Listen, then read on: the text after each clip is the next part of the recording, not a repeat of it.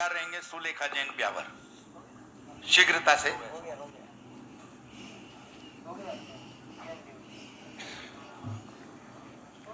ब्यावर पाश महिला मंडल की तरफ से त्रय बार नमोस्तु नमोस्तु नमोस्तु महाराज जी। मेरी छोटी सी जिज्ञासा है कि जब आम इंसान का मरण होता है तो उसको अर्थी पर लिटाकर ले जाया जाता है, और जब साधु का समाधि मरण होता है तो उसको बिठाल कर ले जाया जाता है। ऐसा क्यों? समाधान कीजिए महाराज जी। उसका मूल कारण है कि संसारी व्यक्ति मरा है तो वह जिंदगी उसने अपने आप में सोते सोते गंवा दी, और साधु को इसलिए नहीं लिटाया जाता है कि वो रात भी जागते जागते निकालता है, यानी उसने अपनी जिंदगी जागते जागते निकाली है। हर चीज में सावधान रहा है, यत्नाचारी रहा है, इसलिए उसके लिए बैठ करके बैकुंडी निकालने का प्रावधान है। हालांकि कोई आगम सम्मत ऐसा कोई उल्लेख नहीं मिला कि बैठ करके ही बैठाना चाहिए।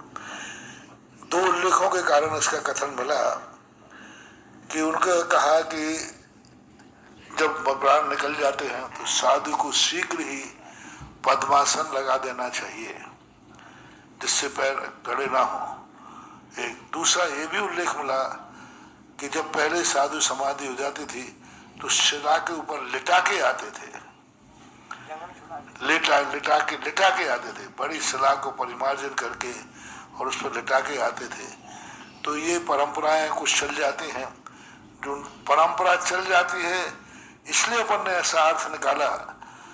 सिद्धांत में आगम में ऐसा कोई अर्थ अलग अलग नहीं देखने को मिला। नमोस्तु भगवान। सुलेखा जैन ब्यावर और तैयार रहेंगे पूजा कोठारी ब्यावर। मेरे परम उपकारी आराध्य गुरुदेव मुनि श्री के चरणों में बारंबार नमोस्तु नमोस्तु नमोस्तु। मुनि श्री, मेरी जिज्ञासा है, मैं द्वादश वर्षीय पाठ्यक्रम की चतुर्थ वर्ष की विद्यार्थी हूँ, जिसमें हम पुरुषार्थ सिद्धि उपाय और तत्वार सूत्र जी का अध्ययन कर रहे हैं। महाराज जी, क्या हम तीनों संधि काल में इन दोनों ग्रंथ जी का हम स्वाध्याय कर सकते हैं? इसमें हमें दोष तो नहीं लगेगा? आप लोगों को संधि काल के संबंध में कोई विचार नहीं किया गया, कोई ऐसा विचार नहीं। अब वो फिर भी यदि थोड़ा बहुत मानना है तो थोड़ा बहुत उस संधि काल में शायद तुम लोग नहीं पढ़ पाते। संधि काल टल ही जाता है। सूर्य अस्त होना और अंधेरे होने के बीच में जघन्य संधि काल 24 घड़ी का होता है, 24 मिनट का, एक घड़ी का, और अधिकतम होता है एक घड़ी पहले एक घड़ी बाद। तो उस समय तो जो संधि काल है वो तो तुम्हारा निकल ही जाए। फिर भी भावना ग्रंथ तत्वार सूत्र भी है, थोड़ा समय टाल दे तो अच्छा ही है। मतलब रात्रि से मतलब नहीं है, सूर्य अस्त और रात्रि के बीच का जो समय है उतना समय टाल दे तो अच्छा है, श्रेष्ठ है। नमोस्तु गुरुदेव, नमोस्तु। पूजा कोठारी और अंत में शीला जैन और दिव्या शुभम सिंघई। परम श्रद्धेय गुरुवर के चरणों में त्रय बार नमोस्तु नमोस्तु नमोस्तु। गुरुवर, मेरी ये जिज्ञासा है, जैसे अपन बोलते हैं कि किसी भी एक भगवान में राग नहीं रखना चाहिए, वो दोष में आता है। तो क्या अपन एक गुरु बनाते हैं तो अगर उनसे भी अगर राग हो तो वो भी दोष में आएगा? एक भगवान से राग रखने की मनाही नहीं की है।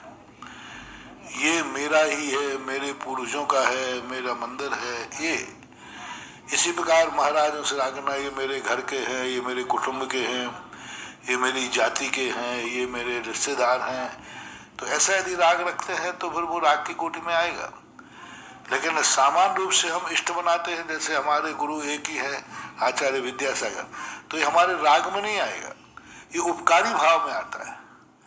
तो मूर्तियों में भी हम जो बनाते हैं वो उपकारी भाव से बनाते हैं, उपकारी भाव से, भाई भगवान हमारे हैं, उपकारी हैं, मनोज्ञ हैं, मन इनका लगता है, इस अपेक्षा से।